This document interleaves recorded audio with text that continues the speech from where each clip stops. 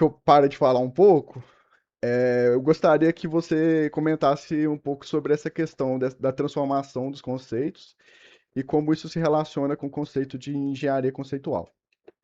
Certo, certo. É, bem, para começar, então, eu vou fazer uma breve caracterização do que é engenharia conceitual. Ele é esse ramo da filosofia, principalmente analítica, que começa a surgir em 2012, mas se consolida ali por volta de 2021, e que faz a aposta metafilosófica de que a filosofia concerne especialmente em modificar, reformar, melhorar, avaliar e desmontar os conceitos. Eventualmente até excluir esses conceitos também. E esses conceitos são geralmente conceitos carregados politicamente, eticamente, mas não só.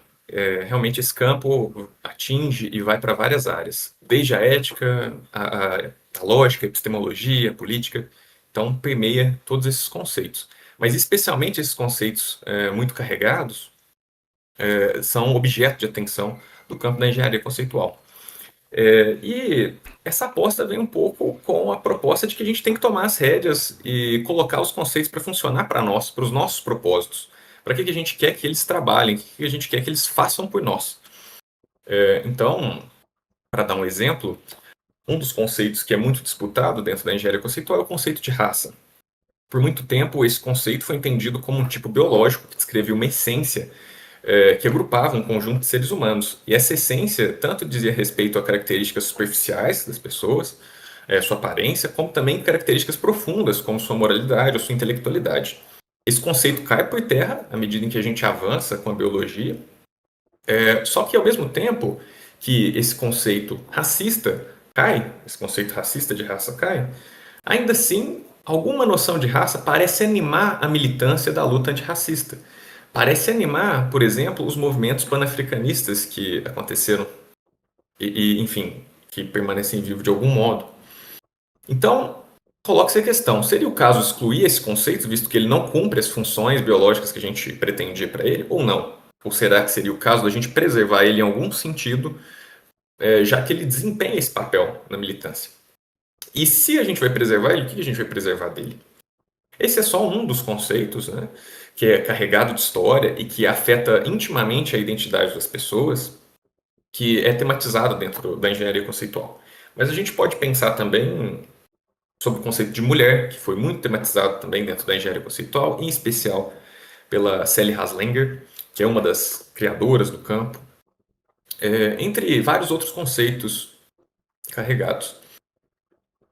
Para dar um outro exemplo, esse está no livro Injustiça Epistêmica da Miranda Fricker. Ela não está tematizando lá exatamente sobre engenharia conceitual, mas eu quero pegar o exemplo dela para falar aqui um pouco sobre isso, sobre transformações conceituais. Mas ela fala sobre o conceito de assédio sexual. E ela conta como que esse conceito surgiu. Quais necessidades, qual contexto foi necessário inventar esse conceito. Aí ele conta que, enfim, tinha uma pesquisadora, uma cientista, que trabalhava num laboratório e era constantemente abordada pelo seu supervisor, pelo professor encarregado daquele laboratório.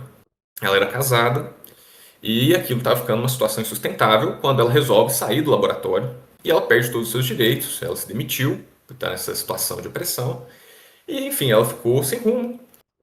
Então ela encontrou um grupo de feministas da Faculdade de Direito, se não me engano, que estavam debatendo temas afins. E ela entrou e contou um pouco da sua história, o que estava acontecendo com elas, e elas falaram: bem, a gente tem que fazer alguma coisa sobre isso. A gente não pode deixar que esse tipo de coisa que é tão comum, tão compartilhada entre as mulheres, não seja combatida de algum modo. Que essa experiência não seja combatida de algum modo. E aí, como lidar com uma situação onde não se tem nem a palavra nomear o que estava acontecendo?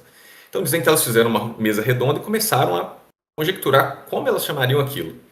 Então, eu não vou lembrar exatamente das outras alternativas, mas era assalto, importunação, incômodo, enfim, palavras nessa linha, nesse grupo, e de repente alguém propõe a ideia de assédio sexual.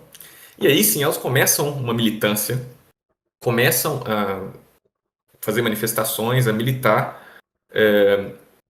para chamar atenção para esse tópico e para combatê-lo. E aí depois esse conceito acaba passando para a Constituição, acaba gerando leis, acaba, enfim, movimentando as pessoas historicamente, e, enfim, as pessoas também movimentam o esquema conceitual historicamente de algum modo, né? Também modificam ele. Então, esses são alguns exemplos de como a gente modifica os conceitos e como os conceitos também modificam a gente. No caso do Nietzsche, ele se atentou especialmente para os nossos conceitos éticos, principalmente aqueles que a gente herdou do cristianismo. Então, eu responderia sim essa primeira pergunta. A engenharia conceitual se insere aí. Um exemplo recente, talvez, para fechar, houve um debate se esportes, esportes eletrônicos, deveriam entrar dentro do conceito de esporte ou não. E se ele entrasse, isso implicaria que seria necessário investimento público para formar esses atletas ou uma atenção para esse tipo de esporte. Aí nós, enquanto sociedade, a gente tem que deliberar, será que a gente quer incluir mais esse esporte dentro do nosso conceito de esporte? Será que é razoável fazer isso ou não? Será que para esse fim político de investimento a gente engloba ou não? Eu lembro que a ministra do esporte da época, que eu não me lembro o nome, ela entrou um pouco nessa discussão e ela optou por retirar os esportes eletrônicos da jogada, né? Mas aí seria um outro exemplo também de como a gente tem que ter essa atenção ou como a gente pode modificar os conceitos para eles funcionarem para os nossos propósitos políticos e éticos e afins, epistemológicos, lógicos, etc. Então, eu responderia sim essa primeira pergunta, essa primeira questão. Não sei se ficou alguma coisa de fora, mas você me diz. Eu acho muito interessante como os exemplos que você trouxe, é, eles refletem valores que a gente tem e, e como a transformação desses conceitos, o surgimento desses conceitos, a modificação desses conceitos gera um impacto profundo assim na forma como a gente se relaciona em sociedade, na forma como a gente trata uns aos outros e como isso é realmente afeta profundamente a vida.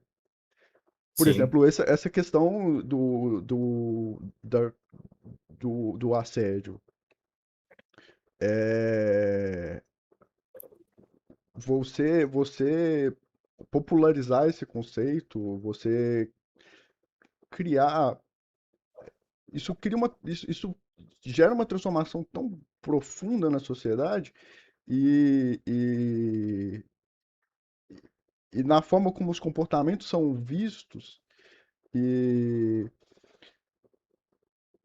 isso é uma forma muito explícita de como conceitos podem transformar a própria. É, o conceito transforma a sociedade, né? sim, Isso passa por muitos conceitos, né? Conceito de colônia, é, enfim, é muito interessante como determinados conceitos aparecem e transformam e impactam, e a mera adoção de um conceito da forma como ele era adotado no passado já pode criar um grande conflito, um grande